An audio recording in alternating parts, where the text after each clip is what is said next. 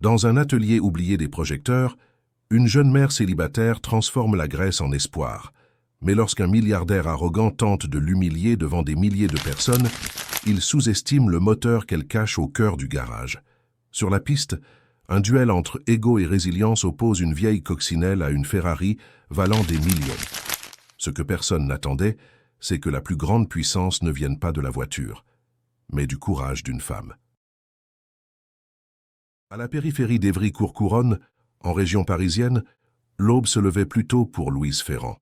À 28 ans, elle avait déjà affronté plus de défis que bien des gens en une vie entière. Le réveil n'avait même pas besoin de sonner. Son corps était déjà programmé pour se lever à 4h30 du matin, bien avant que le soleil ne se lève sur les collines franciliennes. Dans la petite chambre douillette, elle observa sa fille Marianne, 7 ans. Dormir paisiblement, c'est rencontrer elle son unique jouet, une petite coccinelle en peluche décolorée par le temps. Louise arrangea la couverture sur la fillette et embrassa son front doucement, veillant à ne pas la réveiller. Il y avait quelque chose de poétique et de douloureux dans cette scène quotidienne, le silence de l'aube, la faible lumière de la veilleuse, et une mère tiraillée entre la tendresse et la responsabilité. La minuscule cuisine était sa première destination. Elle prépara un café fort, sépara le goûter que Marianne emporterait à l'école et laissa le déjeuner semi-préparé. Chaque geste était calculé, optimisé par des années de routine et de nécessité. Il n'y avait pas de place pour le gaspillage de temps ou de ressources dans la vie de Louise. Elle sortit par l'arrière, traversant le petit jardin jusqu'à l'atelier improvisé, un modeste hangar qui avait été autrefois un entrepôt abandonné et qui, entre ses mains, s'était transformé en garage Ferrand. Une entreprise née du besoin et qui grandissait grâce à sa compétence. Les murs de béton brut abritaient des outils organisés avec une précision militaire. Le sol, malgré des années d'huile et de graisse, était nettoyé quotidiennement, reflétant le respect que Louise avait pour son espace de travail. « Bonjour, mon vieux », murmura-t-elle, retirant partiellement la bâche qui couvrait une coccinelle de 1963 blanc-perle. La voiture arborait des restes décolorés de bandes rouges, bleues et blanches sur sa carrosserie et un numéro presque effacé par le temps. Pour quiconque, ce serait de la ferraille. Pour Louise, c'était le cœur battant de son histoire. La coccinelle avait appartenu à son père, Antoine Ferrand, un pilote amateur qui participait à des courses régionales dans les années 80. Ce n'était pas un champion célèbre, mais il connaissait le moteur de cette voiture comme sa poche. C'est lui qui avait enseigné à Louise les premiers secrets de la mécanique, avant qu'un AVC ne l'empêche de continuer à travailler, alors qu'elle n'avait que 15 ans. « Juste quelques pièces de plus, papa », murmura-t-elle, passant la main sur la carrosserie de la voiture. « Bientôt, tu seras prêt à rugir de nouveau. » Le vieil ordinateur dans le coin du garage fut allumé. Pendant que les systèmes de diagnostic automobile se chargeaient, Louise regardait un autre tutoriel vidéo sur le réglage des turbines. Elle apprenait seule, pendant les heures volées de l'aube, tout ce qu'elle n'avait pas pu apprendre lors de formations techniques formelles. Elle notait chaque détail dans un carnet usé, d'une écriture petite et précise. À 6h15, elle entendit frapper à la porte. C'était Madame Élise, une dame de 72 ans qui habitait la maison d'à côté. « Déjà debout à cette heure, ma petite ?» demanda la voisine, entrant avec un thermos de café chaud. « Qui dort ne vit pas, Madame Élise », répondit Louise avec un sourire fatigué, mais sincère. Madame Élise était sa planche de salut. Depuis que Louise était tombée enceinte à 21 ans et avait été abandonnée par son petit ami, la dame s'occupait de Marianne pendant la journée. En échange, Louise maintenait la vieille Clio Break 98 de la voisine toujours en parfait état de marche.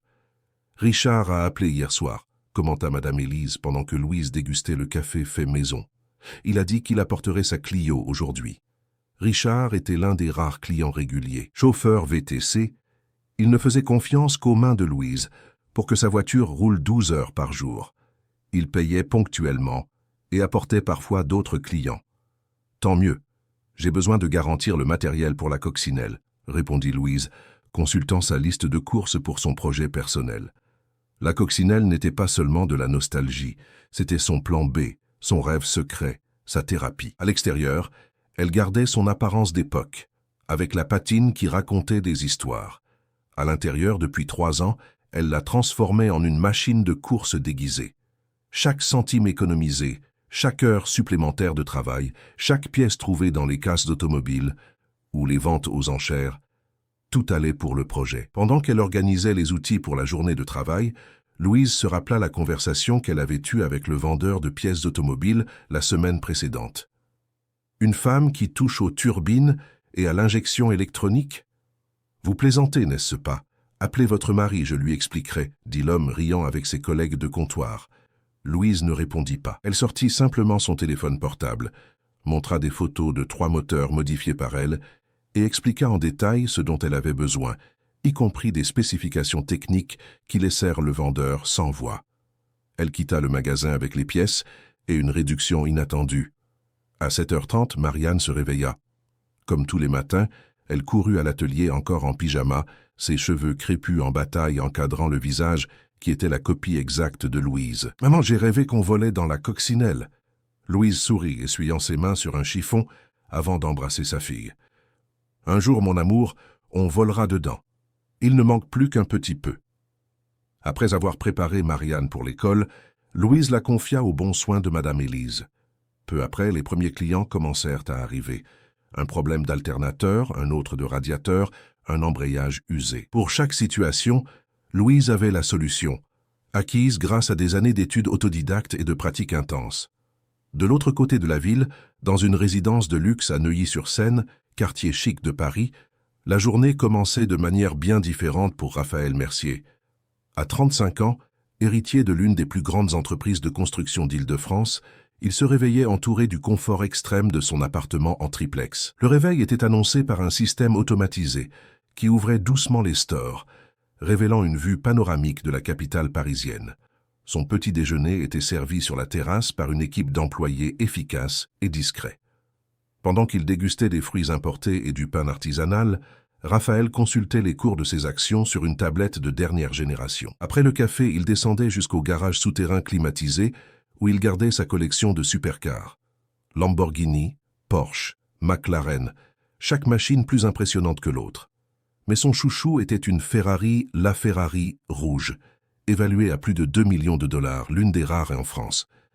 Ce matin-là, Raphaël passait la main sur la carrosserie impeccable du véhicule italien. Dans 2 jours, il participerait à un événement caritatif de dragster au circuit international de l'Essonne, à Évry-Courcouronnes. L'événement rassemblerait la crème des collectionneurs et pilotes amateurs de la région, avec une diffusion en direct et une couverture médiatique spécialisée. « Monsieur Raphaël, votre assistant est en ligne », annonça le garde par l'interphone. Pendant qu'il marchait vers l'ascenseur, Raphaël observa un instant la photographie encadrée sur le mur du garage. Lui à côté d'une jeune femme au sourire sincère, tous deux vêtus de combinaisons de course. C'était Livia, sa sœur cadette, décédée 5 ans auparavant. L'image le fit hésiter une seconde, mais il retrouva vite son expression froide et calculatrice. Livia avait été sa seule connexion authentique avec le monde. Passionnée de voitures comme lui, elle avait insisté pour faire carrière en tant qu'ingénieur automobile, contre la volonté de la famille. Raphaël, prisonnier des conventions sociales et des attentes familiales, n'avait jamais soutenu publiquement le choix de sa sœur, bien qu'il admirât secrètement son courage. Quand elle est partie, quelque chose s'est brisé en lui. L'arrogance et la froideur devinrent son armure contre la culpabilité et le regret. Au bureau, il finalisa les détails de l'événement caritatif. La vérité était qu'il se souciait peu de la cause, une institution de soutien aux enfants défavorisés. Ce qui l'intéressait, c'était l'exposition, la chance d'exhiber sa Ferrari, de nourrir son ego avec l'admiration des autres. La charité n'était qu'un effet secondaire commode. « Charles, assurez-vous que la presse sera là. Je veux une couverture complète, ordonna-t-il à son assistant. Et programmez la révision de la Ferrari pour cet après-midi. Je ne veux pas de surprise pendant l'événement. Ce que Raphaël ne savait pas, c'est que, dans quelques heures, le destin croiserait son chemin avec celui de Louise Ferrand, lors d'une rencontre qui changerait à jamais la vie des deux. Si cette histoire vous a intéressé, n'oubliez pas de vous abonner à notre chaîne et dites-nous de quelle ville vous nous regardez. Nous continuons. Je vous promets que ce sera la meilleure histoire que vous ayez jamais entendue de votre vie. L'après-midi tombait sur Évry-Courcouronnes, lorsque la Ferrari de Raphaël Mercier ronronna de mécontentement. Ce qui avait commencé comme un léger craquement dans la boîte de vitesse se transforma rapidement en un bruit inquiétant. Raphaël fronça les sourcils, irrité par cet inconvénient. Il se trouvait dans une zone industrielle, loin de ses concessionnaires de confiance, en route pour une réunion importante. « Merde !» murmura-t-il entre ses dents, ralentissant et activant le GPS. « Il me faut un garage tout de suite. » Le système de navigation indiqua un point proche. « Garage Ferrand, 500 mètres. » Raphaël hésita. Il n'aurait jamais emmené sa Ferrari dans un garage inconnu, mais l'alternative était de rester immobilisé sur la route. À contre-cœur, il suivit les indications. Le garage Ferrand n'impressionnait pas au premier abord. Un simple hangar en béton avec une modeste enseigne peinte à la main.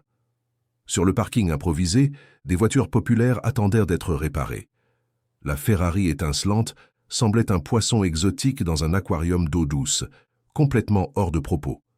Raphaël se gara, sortant du véhicule avec l'expression de quelqu'un qui venait de marcher sur quelque chose de désagréable. Son costume italien impeccablement coupé contrastait avec l'environnement de travail.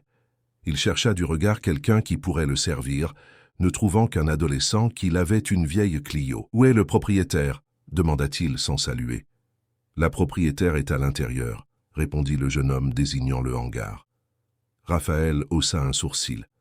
La propriétaire. Sans attendre de réponse, il se dirigea vers l'atelier, ses chaussures italiennes claquant sur le sol en béton. L'intérieur du hangar était étonnamment organisé. Des outils disposés avec précision, des manuels techniques empilés sur une table, un ordinateur de diagnostic allumé. Mais ce qui attira vraiment son attention fut la femme qui émergeait dessous une Clio, glissant sur un chariot de mécanicien. Louise se leva d'un mouvement fluide, essuyant ses mains sur un chiffon accroché à sa ceinture. Ses cheveux crépus étaient attachés en un chignon pratique, et sa combinaison bleue tachée de graisse moulait un corps athlétique. Son visage, malgré une tache d'huile sur la joue, avait une beauté naturelle qui se passait de maquillage. « Je peux vous aider ?» demanda-t-elle professionnelle. Raphaël ne put cacher son choc. « Vous êtes la mécanicienne ?»« Je suis la mécanicienne, l'électricienne, l'administratrice, la femme de ménage et la propriétaire, » répondit Louise avec un sourire ironique. « En quoi puis-je vous aider ?» L'homme d'affaires hésita, visiblement mal à l'aise. « Ma Ferrari a un problème de boîte de vitesse, mais je pense que je vais chercher un autre endroit. » Ferrari, la Ferrari. Transmission à double embrayage, 7 vitesses, répondit Louise promptement. D'après le bruit que j'ai entendu quand vous êtes arrivé, c'est probablement un problème avec l'actionneur électronique de la 2e à la 3e vitesse. Courant sur ce modèle quand on utilise le launch control trop fréquemment. Raphaël resta un instant sans voix, surpris par la précision de ses connaissances techniques. « Comment vous... »« Pas besoin d'en avoir une pour la connaître, » coupa-t-elle.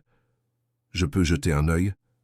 Toujours sceptique, Raphaël acquiesça. Louise prit sa tablette et la connecta au système de diagnostic de la Ferrari. Ses doigts dansaient sur l'écran avec assurance, tandis que des codes et des diagrammes techniques apparaissaient. « C'est exactement ce que je pensais, » confirma-t-elle après quelques minutes. « Je peux résoudre ça en environ 3 heures. J'ai les outils nécessaires, mais il me faudra commander une pièce spécifique. » Raphaël regarda sa montre. « J'ai une réunion importante. Je ne peux pas attendre. Je peux vous prêter la voiture de Madame Élise pendant que je répare la vôtre, » offrit Louise désignant la Clio Break 98 garée près de l'entrée. La suggestion fut accueillie par un rire dédaigneux. « Vous suggérez que moi, Raphaël Mercier, j'échange ma Ferrari contre... » Ça, avant que Louise ne puisse répondre, une voix enfantine retentit de l'entrée de l'atelier.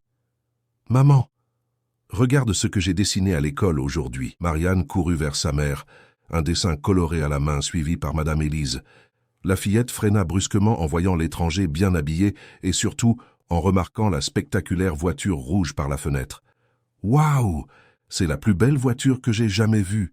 s'exclama la fillette, les yeux brillants.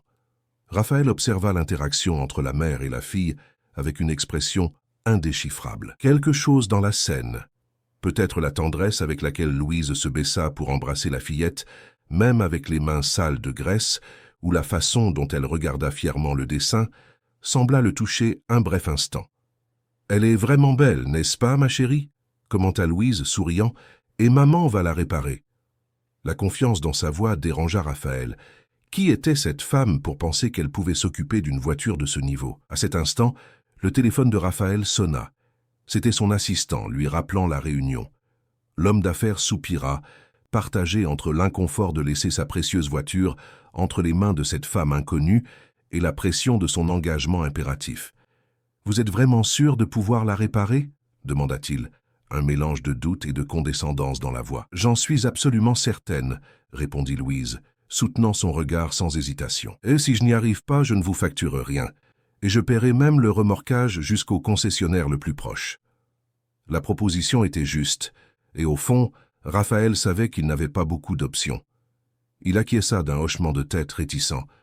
J'aurais besoin d'un contrat signé avec une clause de responsabilité pour tout dommage supplémentaire, exigea-t-il.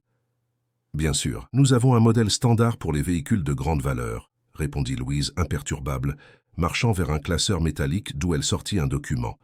Raphaël lut attentivement chaque ligne avant de signer, toujours méfiant.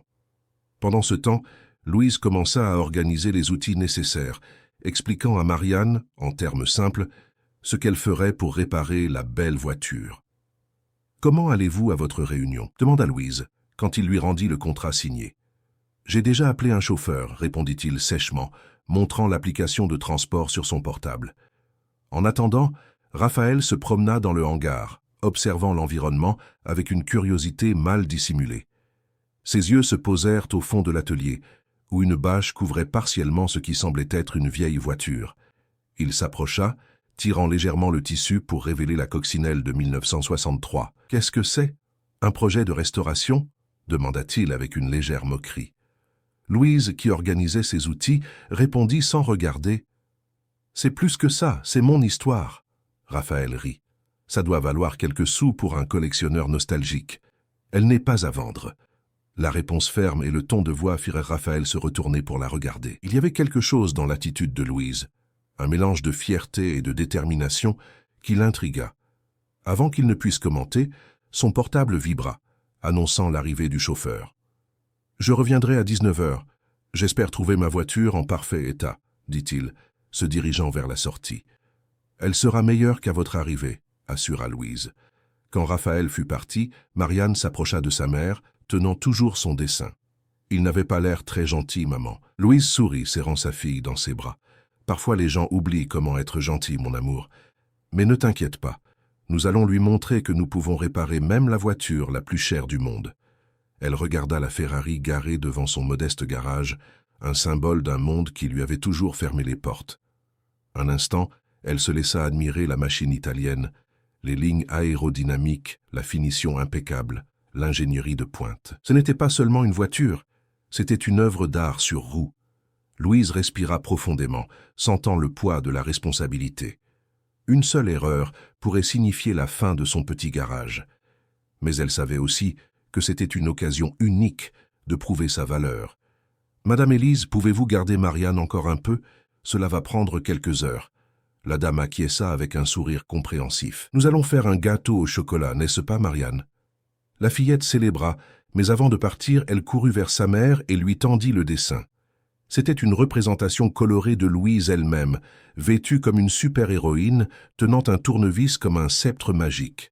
« Pour que tu te souviennes que tu es la meilleure mécanicienne du monde, » dit la petite fille, avant de partir main dans la main avec Madame Élise. Seule dans l'atelier, Louise accrocha le dessin sur le tableau d'affichage et enfila une protection sur sa combinaison, pour ne pas rayer la peinture de la Ferrari. Avec un soin révérencieux, elle commença à travailler sur la machine italienne, consciente que, à quelques mètres de là, sa vieille coccinelle observait la scène comme un témoin silencieux de deux mondes qui, contre toute attente, venaient de se heurter. L'horloge de l'atelier affichait 18h45, lorsque Louise termina les derniers tests sur la Ferrari. Le problème de boîte de vitesse était résolu, et elle avait effectué un service de vérification complet, identifiant et corrigeant de petits ajustements que même les concessionnaires agréés ne remarquaient généralement pas. Son dos lui faisait mal à cause de l'effort continu, mais la satisfaction du travail bien fait compensait tout inconfort. Marianne était revenue avec Madame Élise et s'était endormie sur le petit canapé du bureau improvisé, épuisée après une journée d'école et l'excitation d'avoir vu une voiture si impressionnante. Louise sourit en observant sa fille endormie, un filet de bave coulant du coin de sa bouche sur l'oreiller usé. « Elle est exactement comme vous à cet âge », commenta Madame Élise, qui tricotait assise sur une chaise voisine. Têtue, curieuse et avec cette étincelle dans les yeux, Louise rit doucement. « J'espère qu'elle aura plus d'opportunités que moi. » Elle en aura avec une mère comme vous, affirma la dame, rangeant son tricot dans son sac. Je vais rentrer préparer un ragoût. Je vous en apporterai un peu plus tard. Après le départ de Madame Élise, Louise profita du moment de silence pour nettoyer l'atelier. Pendant qu'elle organisait les outils, elle entendit le bruit de plusieurs voitures qui s'approchaient. Elle jeta un coup d'œil par la fenêtre et vit 3 véhicules de luxe se garer à côté de la Ferrari, une Lamborghini Huracan jaune, une Porsche 911 GT3 argentée et un Range Rover Sport noir. Raphaël Mercier descendit du Range Rover accompagné de 2 hommes et d'une femme tous vêtus formellement. L'un d'eux tenait une caméra professionnelle, filmant tout, tandis que l'autre manipulait un téléphone portable sur un stabilisateur, faisant apparemment une diffusion en direct. « Nous sommes arrivés au mystérieux garage où ma Ferrari est en train d'être réparée », dit Raphaël avec une ironie théâtrale à la caméra. « Voyons si la mécanicienne a réussi le miracle ou si nous devrons appeler la dépanneuse. » Louise respira profondément, ajusta sa combinaison tachée de graisse et sortit pour les accueillir, gardant une posture professionnelle, malgré le dénigrement évident. « Bonsoir, monsieur Mercier. Votre voiture est prête. » Raphaël haussa les sourcils, feignant la surprise pour la caméra. « Sérieux, et elle fonctionne ?» Les accompagnateurs rirent, tandis que des milliers de followers regardèrent la diffusion en direct. Louise reconnut l'un d'eux, Paul Dubois, un célèbre influenceur automobile avec des millions de followers. Elle comprit alors qu'elle était la cible d'un contenu pour les réseaux sociaux. « Non seulement elle fonctionne, mais elle est mieux réglée qu'avant, » répondit-elle calmement, tendant les clés. « En plus du problème d'actionneur de la boîte de vitesse, j'ai corrigé une petite fuite dans le système de refroidissement qui aurait pu causer une surchauffe lors d'accélération prolongée. J'ai également ajusté les réglages de l'ECU pour optimiser la réponse de l'accélérateur en mode sport et Corsa. » Les connaissances techniques détaillées firent momentanément taire le groupe. Raphaël prit les clés, toujours sceptique. « On va tester alors, » dit-il, marchant vers le véhicule. La Ferrari prit vie avec un rugissement puissant et propre. Raphaël manœuvra dans la rue et accéléra fort, testant les vitesses avec une surprise évidente en notant la réponse plus précise de la boîte. Après quelques minutes, il retourna à l'atelier avec une expression contrariée. « On dirait que nous avons une mécanicienne talentueuse ici, » commenta Paul, l'influenceur, s'adressant à la caméra. « Qui aurait cru que nous trouverions ce niveau de connaissances techniques dans un petit garage de quartier ?» Le ton condescendant fit bouillir le sang de Louise, mais elle garda son calme. « Combien je vous dois ?» demanda Raphaël, sortant son portefeuille de sa poche. Louise lui tendit la facture. Le montant était considérablement inférieur à ce que n'importe quel concessionnaire facturerait, mais il représentait tout de même presque 1 mois de son chiffre d'affaires normal. Raphaël examina le document, et alors, à la surprise de Louise, commença à rire. « Les gars, regardez ça !» dit-il, montrant la facture à la caméra. La mécanicienne a non seulement réparé ma Ferrari, mais elle facture une misère. Peut-être devrions-nous amener toutes nos voitures ici, qu'en pensez-vous? La moquerie était évidente. Paul s'approcha, feignant l'intérêt. Alors comment une femme se retrouve-t-elle dans le domaine de la mécanique? Surtout, sans offense, dans ce genre de quartier. Louise était sur le point de répondre lorsque la porte du bureau s'ouvrit et Marianne apparut, se frottant les yeux ensommeillés. La fillette se figea en voyant tant de personnes étranges. « Maman » appela-t-elle d'une voix timide. « Un instant, ma chérie » demanda Louise, essayant de maîtriser la situation. Raphaël regarda l'enfant, puis Louise, une expression énigmatique traversant son visage. Un instant, il parut mal à l'aise avec la situation qu'il avait créée. « Regardez une mécanicienne et mère célibataire » commenta la femme qui accompagnait le groupe, ajustant ses lunettes coûteuses. Ce serait une excellente histoire de persévérance si elle ne termina pas la phrase, mais le « si » flottait dans l'air, chargé de préjugés. Louise sentit son visage s'échauffer. « Si » demanda-t-elle, défiante. « Rien, ma chère. C'est admirable » répondit la femme avec une fausse douceur. À ce moment, Marianne s'approcha et saisit la main de sa mère. Raphaël, qui jusqu'alors semblait s'amuser de la situation, parut soudainement conscient de l'impact de ses actions. Pendant un bref instant, leurs regards se croisèrent, et elle aurait juré qu'il y avait une lueur de culpabilité. Le moment fut brisé lorsque Paul, se promenant dans l'atelier, découvrit la coccinelle partiellement couverte. « Et qu'avons-nous ici? Une relique de musée ?» Avant que Louise ne puisse l'empêcher, il retira complètement la bâche révélant la coccinelle de 1963 avec sa peinture blanc-perle usée et ses bandes décolorées. « Mon Dieu, ça fonctionne encore » demanda-t-il en riant. « Ou c'est juste de la décoration vintage ?»« C'est la voiture de grand-père » s'exclama Marianne, fière. « Maman la rend super rapide à l'intérieur. » Paul regarda l'enfant avec condescendance. « Super rapide? Comme une voiture de course ?»« Oui, » confirma la fillette. « Maman a dit qu'un jour on volera dedans. » Les visiteurs rirent, mais Raphaël s'approcha du véhicule avec une curiosité authentique. Il examina la carrosserie, notant des détails qui indiquaient qu'elle avait été une voiture de compétition par le passé. « Elle était à mon père », expliqua Louise, s'approchant. « Il faisait des courses régionales dans les années 80. « Et vous la restaurez » demanda Raphaël, étonnamment sérieux. « Je la transforme », corrigea-t-elle. « À l'extérieur, je garde l'originalité. À l'intérieur, maman a mis un gros moteur avec des turbines, » interrompit Marianne excitée. Paul reporta son attention sur la coccinelle, maintenant réellement intéressé. « Sérieux? Un slipper ?» demanda-t-il, utilisant le terme désignant les voitures d'apparence commune, mais extrêmement puissantes à l'intérieur. Louise hésita puis acquiesça. V8 modifié avec système d'injection électronique programmable, double turbine et frein à disque sur les 4 roues. La suspension est de compétition, réglable. Raphaël fronça les sourcils, incrédule. « Vous êtes en train de dire que cette vieille coccinelle a un moteur plus puissant que certaines voitures de sport modernes ?»« Pas certaines. Beaucoup, » corrigea Louise, une lueur de fierté dans les yeux. « Avec 800 chevaux. » Un silence atone s'installa dans l'atelier. « Impossible, » décréta Raphaël après quelques secondes. « Vous bluffez. »« Pourquoi blufferais-je ?»« Prouvez-le alors, » le défia-t-il, les yeux fixés sur les siens. « Si cette coccinelle est aussi puissante que vous le dites, elle doit être rapide. » Louise sentit un frisson d'appréhension. « Elle est rapide, mais elle n'est pas encore complètement prête pour... »« Dimanche, il y a l'événement caritatif de Dragster à l'Essonne, » interrompit Raphaël, un sourire calculateur se formant sur ses lèvres. « Nous sommes tous inscrits. Pourquoi ne participez-vous pas avec votre super coccinelle ?» Paul capta immédiatement l'idée et s'anima, tournant la caméra pour capturer la réaction de Louise. Ce serait épique. La mécanicienne de banlieue défiant les riches avec leur supercar. Imaginez les vues. Louise sentit son estomac se nouer. La coccinelle était presque prête, mais elle avait encore besoin d'ajustements finaux. De plus, participer à un événement de cette envergure exigeait une inscription préalable, des frais, des équipements de sécurité. « Je ne suis pas inscrite, » répondit-elle, essayant de clore le sujet. « Ce n'est pas un problème, » répondit Raphaël promptement. « Je peux régler ça d'un coup de fil.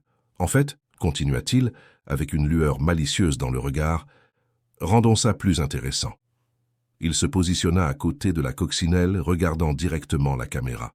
« Alors, les amis, qui pensent que nous devrions faire un pari spécial ? Ma LaFerrari contre cette coccinelle. Si cette voiture a vraiment les 800 chevaux qu'elle dit et me bat en dragster, je paie 50 000 € sur le champ. » Les yeux de Louise s'écarquillèrent au montant mentionné. C'était plus que ce qu'elle gagnait en une année entière. « Mais, » continua Raphaël, le sourire maintenant affûté comme une lame, « si je gagne, je veux que notre amie mécanicienne admette, devant toutes les caméras et le public, que les femmes n'ont pas leur place dans le monde de la mécanique de haute performance, que c'est un environnement masculin pour une raison. Qu'en pensez-vous » Paul siffla, excité par la polémique. « Ça va faire du buzz. » Louise resta paralysée, sentant le sang bouillir dans ses veines. C'était plus qu'un pari. C'était une humiliation publique planifiée. Le pire type de machisme déguisé en défi juste. « Maman, qu'est-ce que c'est, un dragster ?» demanda Marianne innocemment, s'accrochant à sa jambe. Louise regarda sa fille, puis les hommes qui envahissaient son espace avec leurs caméras et leurs préjugés. Lentement, elle leva les yeux pour affronter Raphaël. « J'accepte, » dit-elle avec un calme qui la surprit elle-même, mais avec une condition supplémentaire. Le sourire de Raphaël vacilla légèrement. « Laquelle ? » « Si je gagne, en plus de l'argent, je veux des excuses publiques. Pas pour moi, mais pour ma fille.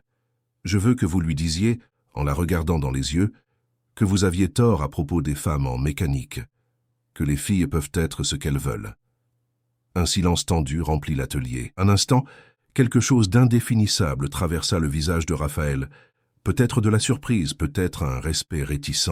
« Marché conclu », répondit-il finalement, tendant la main. Louise la serra fermement, sentant le poids de la décision qu'elle venait de prendre. Paul célébrait, narrant à la caméra les détails du défi qu'il venait de voir, projetant le nombre de vues qu'il obtiendrait.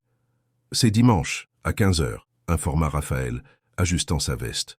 « Je vous attends. » Pendant que le groupe sortait, faisant des plans pour la diffusion du duel du siècle sur les réseaux sociaux, Louise resta immobile à côté de la coccinelle, la main de Marianne fermement agrippée à la sienne. « Maman, on va gagner ?»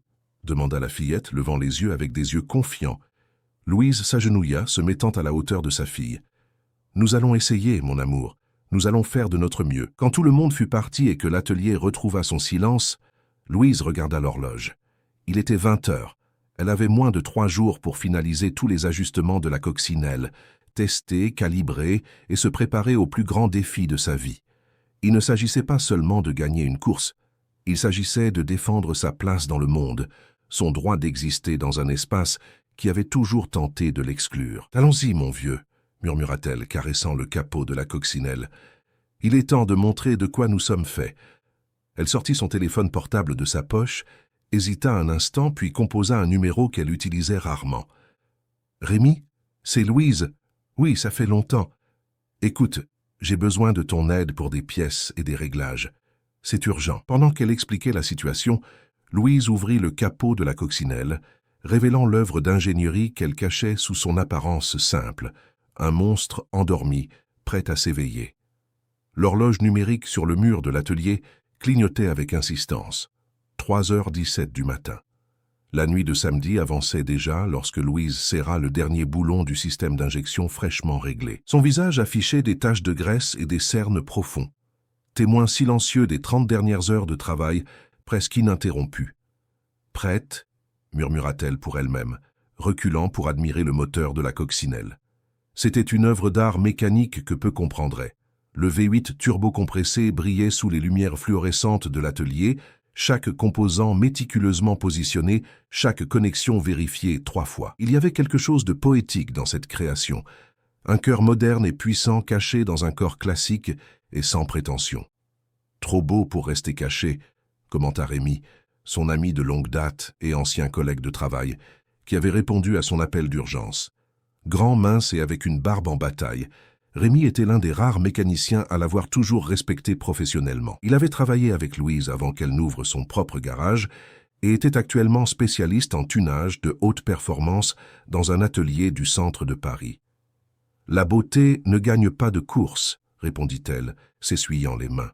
« La puissance et l'équilibre, oui. » Rémi acquiesça, buvant une gorgée de café qui refroidissait déjà dans une tasse décolorée. « Combien penses-tu que tu feras sur 400 mètres ? Si tout fonctionne comme prévu, moins de 11 secondes. « Qu'est-ce suffisant pour battre la LaFerrari ?» demanda-t-il, sceptique. Louise haussa les épaules. « Ça dépend du pilote. Ces voitures sont conçues pour être rapides, même entre les mains d'amateurs. La LaFerrari fait de 0 à 100 en 2,4 secondes dans des conditions idéales. Et Raphaël Mercier, il est bon. J'ai vu quelques vidéos de lui sur les réseaux sociaux. Il conduit bien, mais il est trop arrogant. Il pense que la voiture fait tout toute seule. Et être arrogant sur la piste est dangereux. » Rémi posa la tasse sur le comptoir. « Tu as déjà décidé ce que tu vas faire avec l'argent quand tu gagneras ?» Le quand, et non si, n'échappa pas à Louise. Elle sourit, reconnaissante de la confiance de son amie. Payer les factures en retard, acheter des fournitures scolaires pour Marianne, peut-être poser un nouveau sol dans l'atelier, répondit-elle pragmatique comme toujours. Mais le plus important, c'est le message. Voir la tête de ce fils à papa, devoir admettre qu'il avait tort. Pendant qu'ils conversaient, ils ne remarquèrent pas la silhouette qui s'approchait de l'entrée de l'atelier. Ils ne perçurent en sa présence que lorsqu'un léger coup retentit sur la porte métallique. « Je peux entrer ?» demanda Paul Dubois, l'influenceur qui accompagnait Raphaël la veille. Louise et Rémi échangèrent des regards surpris. Il était presque 3h30 du matin. « Qu'est-ce que vous faites ici à cette heure ?» demanda Louise méfiante. Paul leva les mains en signe de paix. « Je suis venu en paix. En fait, je suis ici de mon propre chef, pas à la demande de Raphaël. » Il portait un sac à dos et une caméra professionnelle. Son style était plus décontracté maintenant, sans le look produit pour les réseaux sociaux. « Je peux entrer » répéta-t-il. « Il fait froid dehors. » Réticente, Louise acquiesça. Paul entra, regardant avec admiration la coccinelle avec le capot ouvert. « Waouh, c'est incroyable !» commenta-t-il, s'approchant pour mieux voir le moteur. « Vous avez vraiment fait tout ça toute seule ?»« Pourquoi cette surprise ?» rétorqua Louise, croisant les bras. Paul rit, gêné. « Ce n'est pas ça. Je serais impressionné par n'importe qui.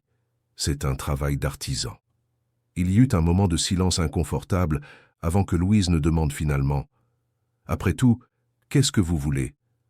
Paul ajusta son sac à dos sur son épaule. « Je veux documenter votre histoire. La préparation, les coulisses, la course.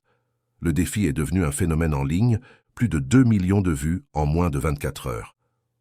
2 millions de personnes qui regardent pour voir si je vais m'humilier publiquement ?» demanda Louise amèrement. « En fait, répondit Paul, les commentaires sont étonnamment en votre faveur. Beaucoup de gens encouragent la mécanicienne contre le fils à papa. » Louise ne s'y attendait pas. « Sérieux ? Sérieux. C'est toute une histoire.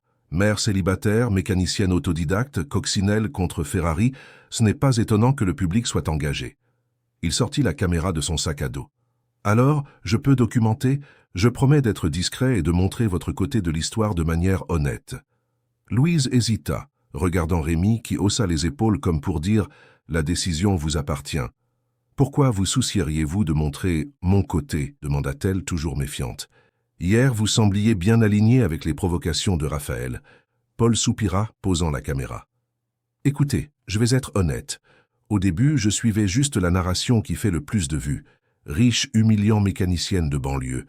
Mais après être parti d'ici, je n'ai pas pu m'empêcher de penser à votre fille. » Il marqua une pause, semblant choisir ses mots. « J'ai une sœur plus jeune. Elle a toujours voulu être ingénieure aérospatiale, mais elle a abandonné parce qu'on lui répétait que ce n'était pas un truc de fille. Aujourd'hui, elle travaille dans quelque chose qu'elle déteste parce qu'elle a cru à ce mensonge. Quand j'ai vu votre fille vous regarder avec cette admiration, sa voix faiblit légèrement. Je veux faire ce qu'il faut cette fois, montrer aux filles, comme votre fille et ma sœur, qu'elles peuvent faire ce qu'elles veulent. Peu importe ce qu'on leur dit, le silence qui s'ensuivit fut rempli seulement du bourdonnement des lumières fluorescentes et du tintement occasionnel d'outils, lorsque Rémi retourna travailler sur la coccinelle. Louise étudia le visage de Paul, cherchant des signes de fausseté, mais ne trouva que ce qui semblait être une sincérité authentique. « D'accord, » concéda-t-elle finalement, « vous pouvez documenter, mais avec quelques conditions. Ne gênez pas le travail, ne filmez pas Marianne sans ma permission explicite, et je vois le matériel avant que vous ne le publiez. » Paul acquiesça rapidement. « Entendu, pas de problème. » Il alluma la caméra et commença à filmer l'environnement de l'atelier, capturant les détails du lieu simple mais impeccablement organisé. Louise retourna au travail, oubliant vite la présence de l'influenceur en se concentrant sur les ajustements finaux du carburateur. Les heures suivantes s'écoulèrent à un rythme intense. Louise et Rémi travaillaient en parfaite synchronisation, comme des danseurs dans une chorégraphie complexe de métal et d'huile. Paul documentait tout silencieusement, murmurant occasionnellement des commentaires à la caméra, impressionné par la précision technique et les connaissances démontrées. À 6 heures du matin, Madame Élise arriva apportant Marianne qui portait encore son pyjama et son petit coccinelle en peluche. La fillette courut embrasser sa mère, sans se soucier de la graisse. « Tu n'as pas dormi, maman ?» demanda-t-elle, observant les cernes profonds sur le visage de Louise. « J'ai dormi un petit peu, mon amour, » mentit-elle, embrassant le haut de la tête de sa fille. « Je finissais de préparer notre champion pour demain. » Marianne regarda la coccinelle avec admiration. « Il va gagner, n'est-ce pas? Nous le découvrirons demain, » répondit Louise, souriant malgré la fatigue. « Maintenant, j'ai encore un peu de travail. Madame Élise va te préparer un bon petit déjeuner. » La vieille dame, qui s'activait déjà dans la petite cuisine attenante à l'atelier, acquiesça. Avant que Marianne ne s'éloigne, elle remarqua Paul filmant discrètement depuis le coin. « Qui est le monsieur avec la caméra, maman ? » « Il fait un documentaire sur notre coccinelle, » expliqua Louise. Paul se baissa pour être à la hauteur de la fillette. « Salut, Marianne. Je filme ta mère parce qu'elle est très talentueuse, et je veux que tout le monde le sache. » La fillette sourit timidement. « C'est la meilleure mécanicienne du monde, je n'en doute pas, » répondit Paul, lui souriant en retour. Le reste de la matinée fut consacré aux tests finaux du moteur. Vers midi, Louise, Rémi et Paul emmenèrent la coccinelle sur une route déserte aux environs d'Évry-Courcouronnes. Louise enfila un casque, ajusta les ceintures de sécurité et démarra. Le rugissement du moteur V8 résonna dans les collines, un son qui ne correspondait en rien à l'apparence modeste du véhicule. Au signal de Rémi, Louise appuya à fond sur l'accélérateur. La coccinelle démarra avec une violence impressionnante, les roues arrière laissant des marques de caoutchouc sur l'asphalte. L'accélération brutale poussa Louise contre le siège, tandis que le compteur de vitesse montait rapidement. « Mon Dieu !» murmura Paul, filmant le test les yeux écarquillés. Louise effectua plusieurs passages, testant différentes configurations du moteur et de la transmission. Après presque 1 heure, elle retourna au point de départ, où Rémi l'attendait avec un chronomètre. « Alors ?» demanda-t-elle, retirant son casque. Rémi sourit largement. 10,8 secondes sur 400 mètres, suffisant pour faire peur à n'importe quel Ferrari. Une lueur de satisfaction illumina le visage épuisé de Louise. 3 ans de travail, de sacrifice et d'études autodidactes culminaient à ce moment. La coccinelle n'était pas seulement une voiture, c'était la matérialisation de sa résistance contre un monde qui n'avait jamais cru qu'elle pût occuper cet espace. De retour à l'atelier, Louise s'accorda enfin un bref repos. Elle s'assit sur le petit canapé du bureau et, sans s'en rendre compte, s'endormit presque instantanément. Marianne s'approcha silencieusement et couvrit sa mère d'une fine couverture, dans un rôle inversé, touchant de soin. « Elle doit dormir pour gagner demain », expliqua la fillette avec sérieux à Paul qui filmait toujours. L'influenceur acquiesça, éteignant la caméra par respect. « Ta mère est déjà une gagnante, Marianne. Demain, le reste du monde découvrira juste ce que tu sais déjà. » Pendant que Louise se reposait, de l'autre côté de la ville, Raphaël Mercier regardait la photographie encadrée de sa sœur Livia, dans son garage rempli de supercars. Il y avait quelque chose dans le regard de la jeune femme sur la photo, un mélange de défi et de déception, qui le poursuivait depuis qu'il avait proposé le pari humiliant. « Que ferais-tu à ma place ?» demanda-t-il à l'image silencieuse, sachant qu'en réalité il connaissait déjà la réponse. Livia avait toujours défendu que le monde des moteurs n'avait pas de genre, que la passion, la connaissance et le dévouement étaient les seuls critères valables. Combien de fois avait-elle affronté le même type de préjugés qu'il perpétuait maintenant? Secouant la tête pour chasser ses pensées dérangeantes, Raphaël reporta son attention sur la Ferrari LaFerrari. L'événement du lendemain n'était pas seulement une folle gageure, il s'agissait de son ego, de son statut, de son image publique. Il ne pouvait pas se permettre de perdre face à une vieille coccinelle conduite par une mécanicienne de banlieue. « Demain, cette histoire se termine », murmura-t-il pour lui-même, passant la main sur la carrosserie impeccable de la supercar italienne. Et chacun retourne à sa place. Ce que Raphaël ne savait pas, c'est que parfois la véritable place de chacun n'est révélée que lorsque tous les déguisements sont retirés, lorsque les apparences s'effondrent et qu'il ne reste que la vérité brute, puissante et irrésistible comme le moteur que Louise avait caché à l'intérieur de la modeste coccinelle blanche. Le dimanche se leva sous un ciel impeccablement bleu sur Évry-Courcouronnes. Au circuit international de l'Essonne, l'agitation commençait tôt. Des tentes étaient montées, des équipes de reportage positionnaient stratégiquement leur équipement, et les premières supercars arrivaient, leurs moteurs puissants annonçant leur présence bien avant d'être vus. L'événement caritatif de Dragsters était traditionnellement un espace d'ostentation pour l'élite francilienne, une opportunité d'exhiber des machines très coûteuses sous prétexte de collecter des fonds pour des œuvres de charité. Cependant, ce matin-là, il y avait un murmure différent dans l'air. « Vous avez vu la vidéo? La mécanicienne contre Mercier? On dit qu'elle a transformé une vieille coccinelle en monstre. Impossible de battre une LaFerrari avec une coccinelle, même avec un moteur de Formule 1. » Les commentaires se multipliaient parmi les présents. Le pari entre Raphaël et Louise s'était répandu comme une traînée de poudre sur les réseaux sociaux grâce aux vidéos de Paul Dubois. Ce qui avait commencé comme une provocation élitiste s'était transformé en le sujet le plus commenté parmi les passionnés d'automobiles de la région. Il était presque 11 heures lorsqu'une pick-up Peugeot 504 des années 80, à la peinture délavée et avec une petite remorque attelée, entra lentement sur le parking destiné aux concurrents. Immédiatement, des regards curieux se tournèrent vers le véhicule simple qui détonnait complètement au milieu des voitures de luxe environnantes. Louise gara la pick-up prêtée par Rémi et respira profondément, essayant de calmer son cœur qui battait la chamade. À ses côtés, Marianne regardait par la fenêtre les yeux écarquillés, émerveillée par les voitures exotiques et l'impressionnante structure du circuit. « Nous sommes arrivés, mon amour », annonça Louise, forçant un sourire confiant qui ne reflétait pas entièrement le tourbillon d'émotions en elle. Descendre de la pick-up fut comme entrer dans un monde parallèle. Louise portait une combinaison de course empruntée, bleu délavé avec de petites retouches dissimulées et quelques anciens sponsors qui n'étaient pas les siens. Marianne tenait fermement sa main, vêtue d'un t-shirt spécial qu'elles avaient fait ensemble la veille au soir, blanc avec la phrase « Ma maman est pilote et mécanicienne » peinte en lettres colorées. Madame Élise complétait le petit groupe, apportant un panier avec des encas préparés à la maison. Une économie nécessaire, car les prix des aliments sur le circuit étaient prohibitifs pour le budget serré de Louise. Rémi attendait déjà près de la remorque, se préparant à décharger la coccinelle. Paul était là aussi, filmant chaque instant, capturant les réactions des gens autour, un mélange de curiosité, de moquerie et, sur certains visages, d'un soutien sincère. « Regarde, maman, combien de belles voitures !» s'exclama Marianne, désignant une rangée de supercars garés comme des œuvres d'art en exposition.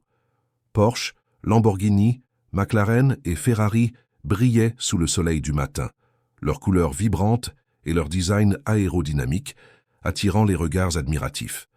En comparaison, la coccinelle de Louise, même avec sa peinture fraîchement polie, semblait un poisson hors de l'eau, un reliquaire d'une autre époque entouré de technologies de pointe. « Elles sont belles, ma fille », acquiesça Louise, « mais la beauté n'est pas tout. » Pendant que Rémi et Louise travaillaient à décharger la coccinelle, un petit groupe de spectateurs commença à se former autour. La plupart observaient avec des sourires ironiques, certains faisant des commentaires moqueurs à voix basse. Mais il y avait aussi des regards de curiosité authentique et même quelques signes d'encouragement. C'est elle? La coccinelle à l'air d'origine, l'aurait-elle vraiment modifiée? Je veux voir la tête de Mercier quand elle apparaîtra avec ça. Paul capturait tout, narrant occasionnellement à voix basse pour sa diffusion en ligne, qui rassemblait déjà des dizaines de milliers de spectateurs. Et la voici, les amis. Louise Ferrand, la mécanicienne qui a accepté le défi de Raphaël Mercier. David contre Goliath, version automobile. Une coccinelle de 1963 contre une LaFerrari de 2 millions de dollars. Une fois la voiture au sol, Louise ouvrit le capot juste assez pour vérifier quelques détails, veillant à ne pas révéler complètement le moteur modifié.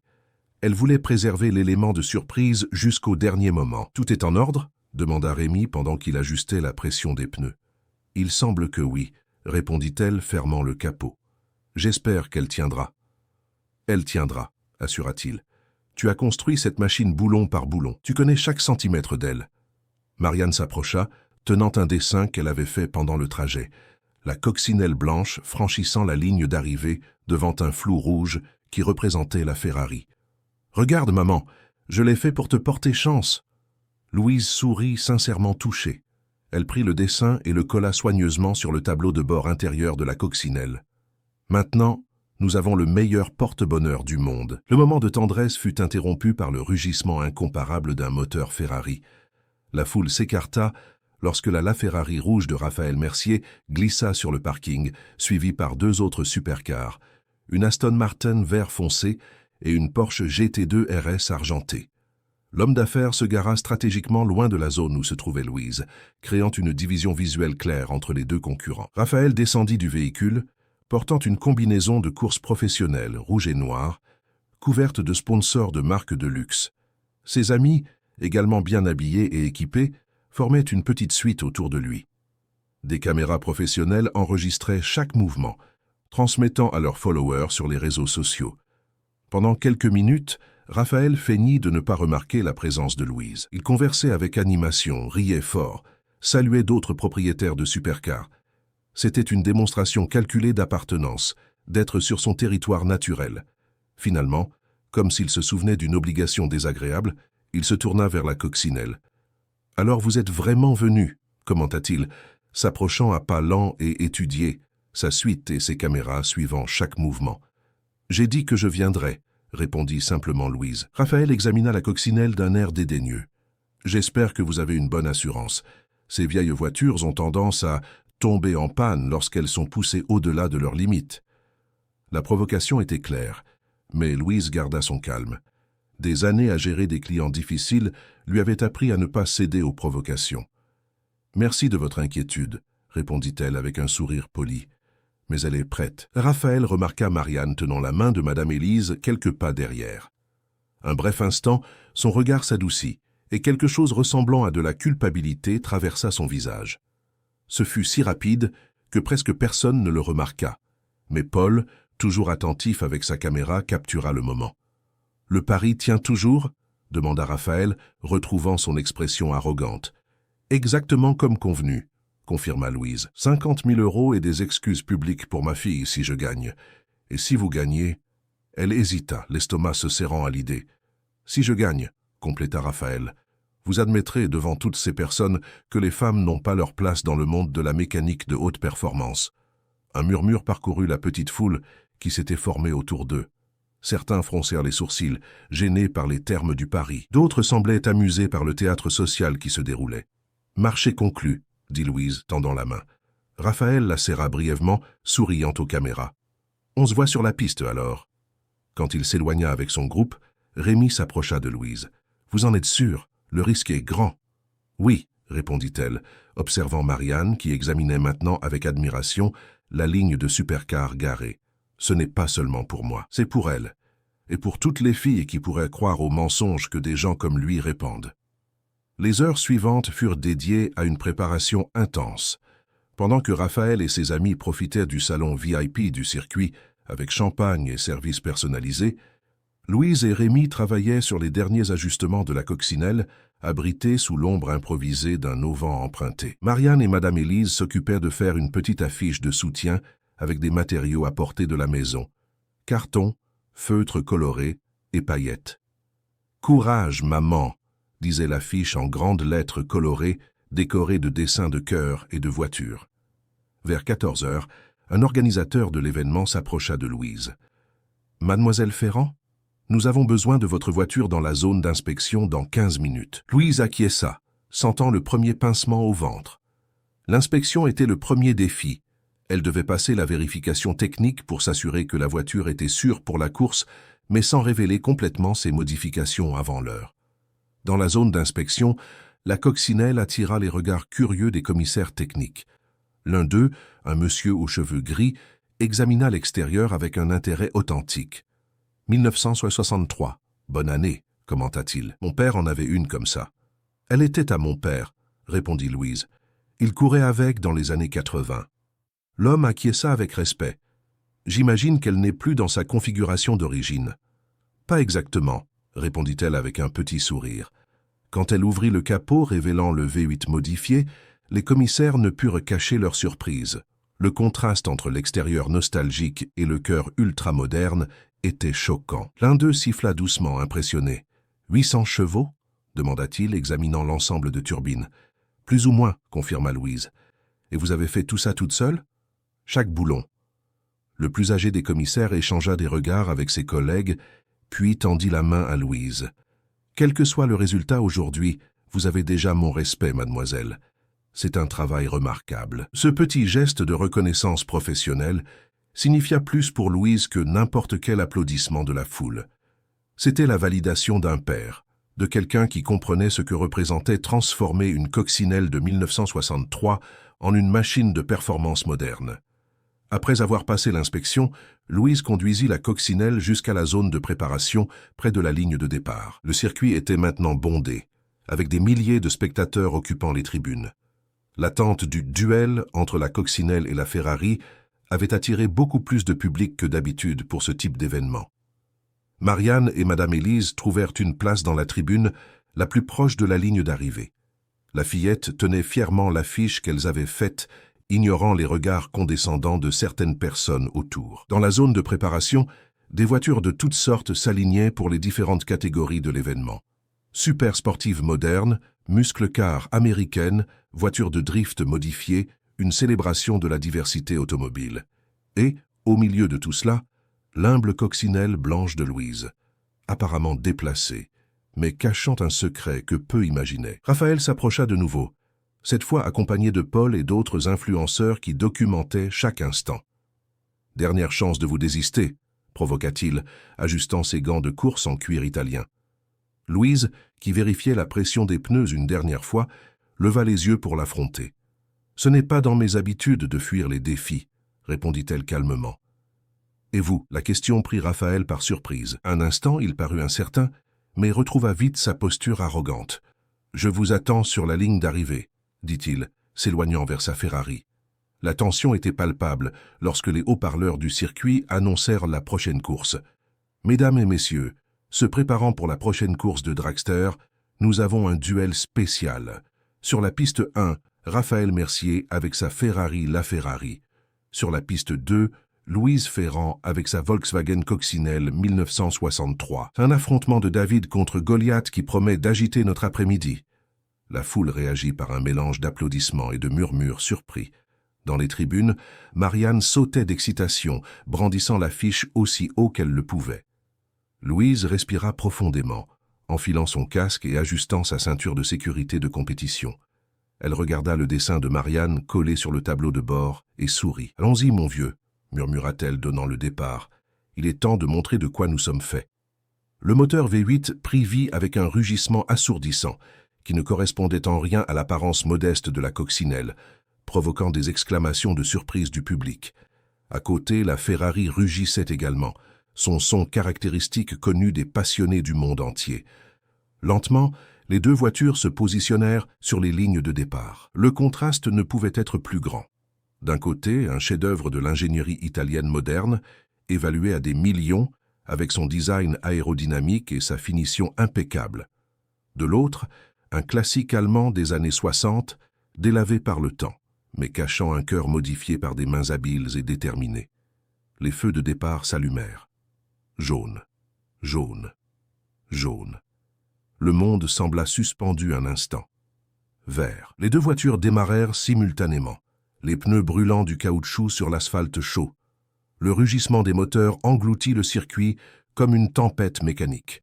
La LaFerrari s'élança avec son accélération brutale, 0 à 100 en 2,4 secondes, comme promis par le constructeur italien. Le couple instantané poussa Raphaël contre le siège en cuir, tandis que la machine rouge avançait comme un projectile sur roue. Dans la coccinelle, Louise éprouvait une sensation également violente. Le V8 turbo-compressé transformait le léger châssis vintage en une fusée improvisée. La différence était perceptible, alors que la Ferrari offrait un contrôle numérique, une assistance électronique et une traction informatisée. La coccinelle était une pure force brute, domptée uniquement par les mains expérimentées de sa pilote. Les 100 premiers mètres furent dominés par la Ferrari. La machine italienne, conçue avec une technologie de pointe et une aérodynamique parfaite, prit l'avantage avec son démarrage fulgurant. Raphaël sourit sous son casque, confiant dans la supériorité de sa supercar. Dans les tribunes, un silence tendu s'empara des spectateurs. Marianne serra l'affiche contre sa poitrine, les yeux écarquillés, suivant les deux véhicules. Madame Élise lui tenait la main avec force, murmurant des prières. « Ne perds pas la foi, ma petite, » dit la vieille dame à la fillette. « Ta mère sait ce qu'elle fait. » Paul, positionné stratégiquement sur la ligne d'arrivée, capturait chaque instant avec sa caméra professionnelle. La diffusion en direct atteignait déjà des chiffres records, avec plus d'1 demi-million de spectateurs simultanés suivant le duel inattendu. Au milieu de la piste, passés les 200 premiers mètres, l'inattendu commença à se produire. La coccinelle, plus légère et avec une puissance comparable, commençait à prendre de la vitesse de manière surprenante. Le rapport poids-puissance, élément fondamental dans les courses de dragster, commençait à favoriser la création de Louise. Raphaël remarqua dans son rétroviseur l'incroyable. La coccinelle blanche s'approchait rapidement. Il pressa l'accélérateur plus fort, activant toutes les ressources de performance de la LaFerrari. La voiture italienne réagit, conservant l'avantage, mais ne parvenait plus à creuser l'écart. 300 mètres parcourus. La Ferrari menait toujours, mais par une marge de plus en plus étroite. Dans l'habitacle de la coccinelle, Louise restait concentrée, chaque muscle tendu, chaque sens aiguisé. Elle connaissait chaque réaction de sa voiture, chaque vibration, chaque son. C'était une extension d'elle-même, construite boulon par boulon au fil des années de travail. « Allez, allez !» murmura-t-elle au moteur, comme s'il pouvait entendre ses mots à travers le rugissement assourdissant. Les 100 derniers mètres approchaient. La coccinelle s'aligna finalement avec la Ferrari, dans une scène que peu auraient cru s'ils n'y avaient pas assisté. côte à côte, les deux machines filaient à plus de 200 km/h, un chef-d'œuvre de l'ingénierie moderne contre la passion et la détermination d'une mécanicienne autodidacte. Raphaël regarda sur le côté, incrédule, voyant la coccinelle blanche parfaitement alignée avec sa Ferrari de 2 millions de dollars. Un instant, à travers les visières des casques, leurs yeux se rencontrèrent, un moment figé dans le temps et dans la vitesse.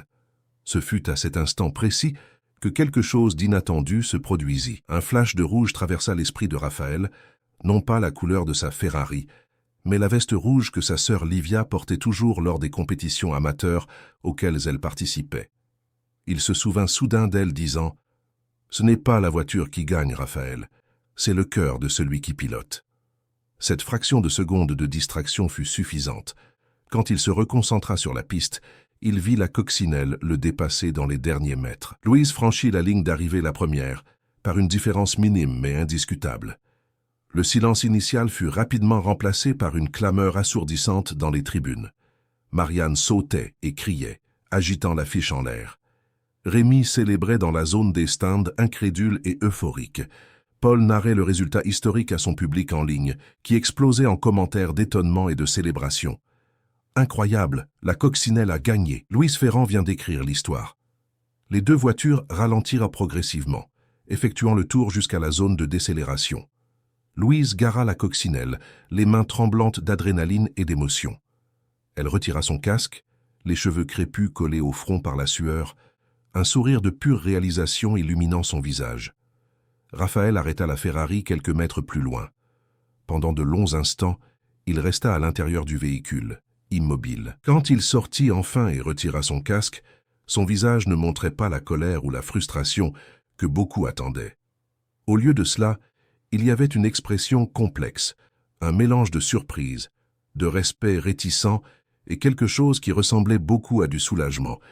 Une petite foule se formait déjà autour de la coccinelle. Journalistes, photographes, curieux, tous voulaient en voir de près la voiture qui venait de vaincre l'une des machines les plus puissantes jamais fabriquées. Marianne réussit à se faufiler entre les gens, courant vers sa mère, avec l'affiche froissée dans les mains. « Tu as gagné, maman, tu as gagné !» criait la fillette, se jetant dans les bras de Louise. Mère et fille s'étreignirent au milieu de la confusion. Un moment de pure joie dans un monde qui leur avait si souvent tourné le dos. Louise souleva Marianne dans ses bras, la faisant tournoyer, toutes deux riant et pleurant simultanément.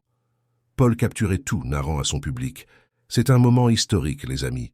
Il ne s'agit pas seulement de voitures ou de courses. Il s'agit de briser les barrières, de défier les attentes, de prouver que le talent et la détermination peuvent vaincre tous les préjugés. » Les commissaires techniques s'approchèrent pour vérifier la coccinelle, toujours incrédules face aux résultats. Quand le capot fut ouvert, révélant complètement le moteur modifié, une nouvelle vague de surprises parcourut la foule. C'était une œuvre d'art mécanique, un mariage parfait entre savoir-faire technique, créativité et exécution impeccable. « Incroyable !» murmura l'un des commissaires. « Je n'ai jamais rien vu de pareil. » Au milieu de la célébration, un chemin s'ouvrit dans la foule. Raphaël Mercier s'approchait lentement, son visage portant toujours cette expression énigmatique. Le brouhaha diminua, tandis que tous attendèrent de voir comment l'homme d'affaires réagirait à la défaite. Il s'arrêta à quelques pas de Louise et Marianne, regardant d'abord la coccinelle, avec son capot ouvert, puis la mère et la fille. « Vous avez gagné », dit-il simplement, sa voix dépouillée de son arrogance habituelle. Louise acquiesça, posant Marianne au sol, mais la gardant près d'elle, un bras protecteur sur ses épaules.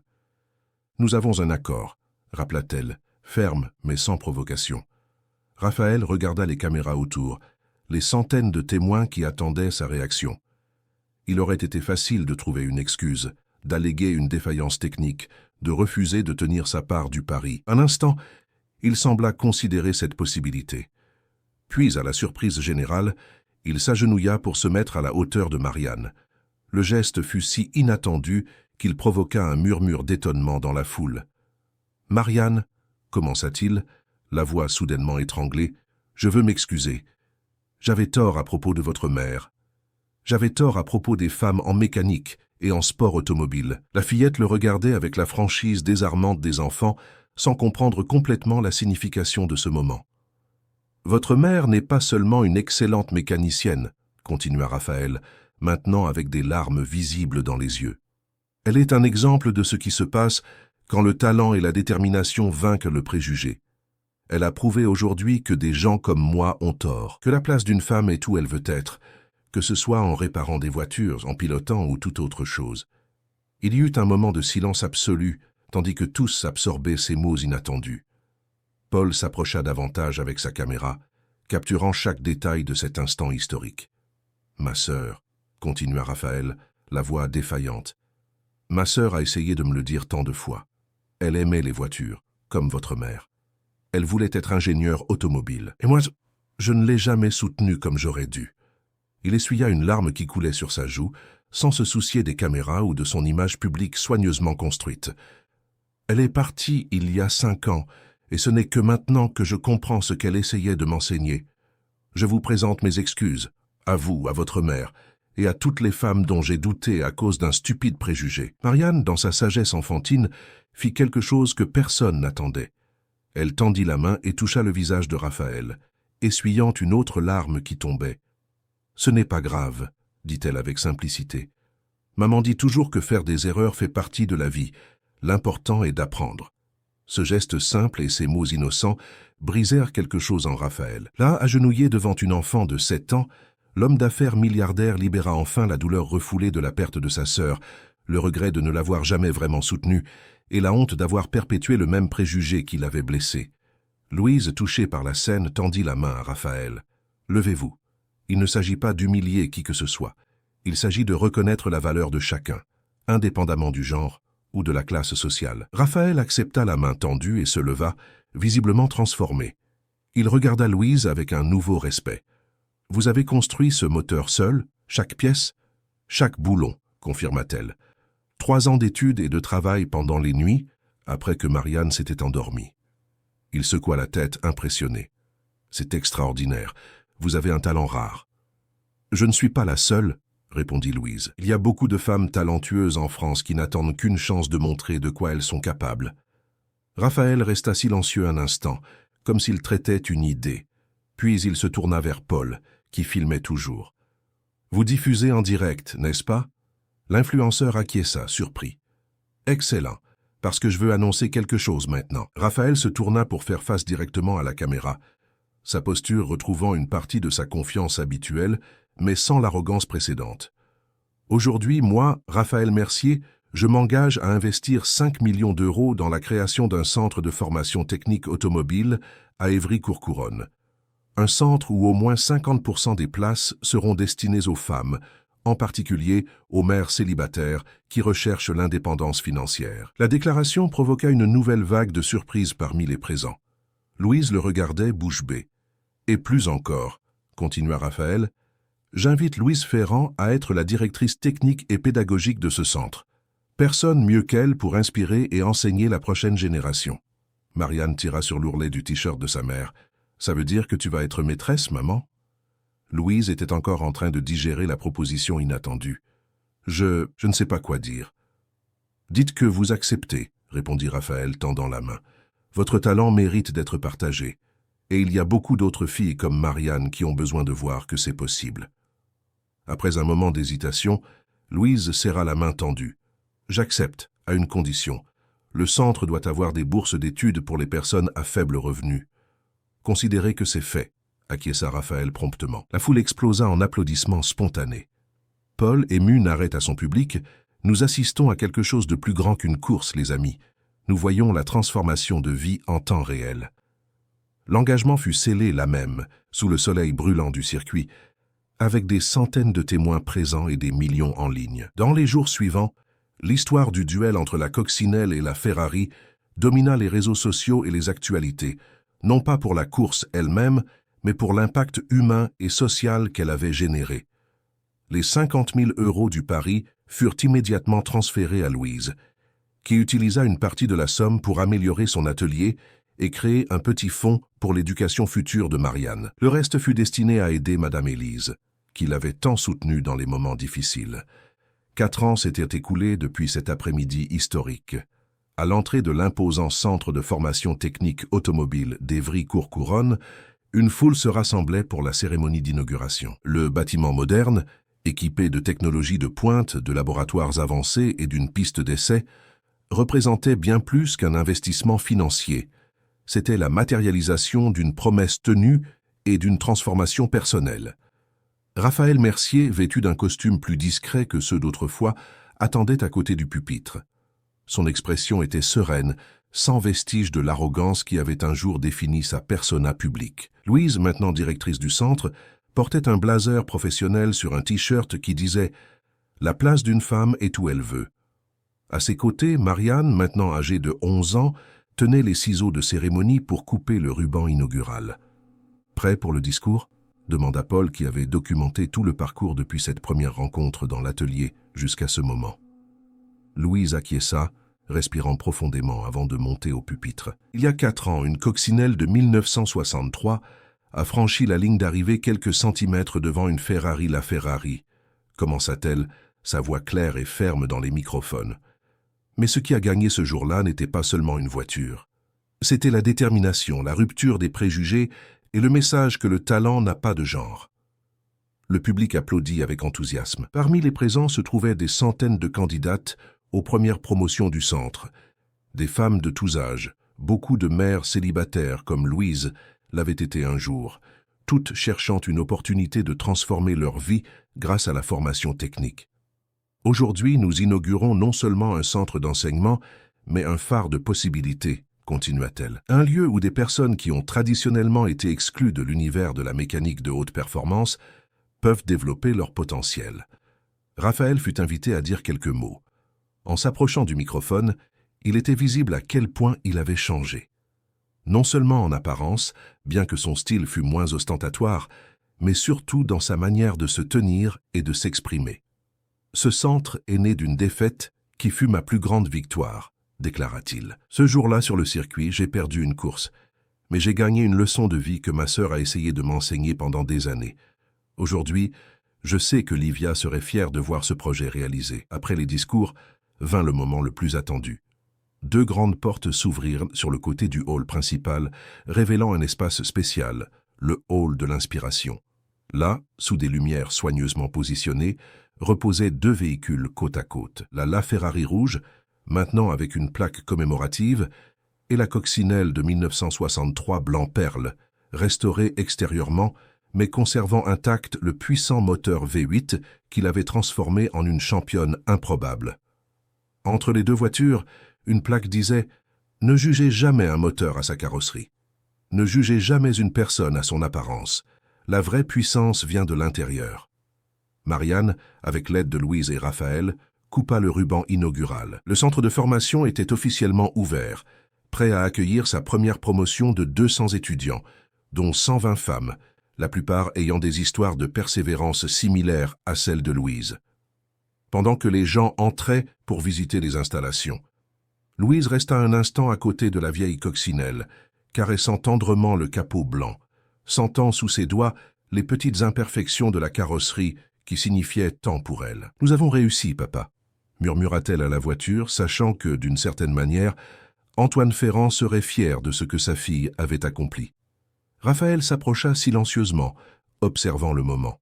« Vous savez, commenta-t-il, je crois que j'ai plus appris ces 4 dernières années en travaillant avec vous que durant toute ma vie précédente. » Louise sourit. « Nous ne faisons que commencer. Nous avons beaucoup de travail devant nous et beaucoup de barrières à abattre, acquiesça-t-il. Marianne les rejoignit, portant maintenant une combinaison bleue, identique à celle que sa mère portait dans son atelier. À 11 ans, elle démontrait déjà le même talent naturel pour la mécanique, mais avec des opportunités que Louise n'avait jamais eues au même âge. « Quand je serai grande, » déclara la fillette avec conviction, « je construirai des voitures électriques qui ne polluent pas et qui sont aussi rapides qu'une Ferrari. » Raphaël et Louise échangèrent des regards amusés. « J'en suis sûr, » dit Raphaël, posant sa main sur l'épaule de la fillette. « Et votre premier prototype sera construit ici même, dans ce centre. » Pendant que les 3 marchaient pour rejoindre la cérémonie, Louise réfléchissait à la façon dont la vie pouvait changer en un instant. Comment une Ferrari tombant en panne devant son atelier avait transformé non seulement sa trajectoire, mais celle de centaines d'autres femmes qui auraient désormais des opportunités qui semblaient auparavant impossibles. Le duel entre la coccinelle et la Ferrari s'était terminé il y a 4 ans. Mais ces effets continuaient de résonner, créant des vagues de transformation qui allaient bien au-delà d'une simple course de dragster. Au final, peu importait qui avait franchi la ligne d'arrivée en premier. La véritable victoire résidait dans le chemin qui avait suivi, dans la rupture des préjugés, la création d'opportunités et la preuve vivante que, comme le disait la plaque entre les deux voitures, la vraie puissance vient de l'intérieur.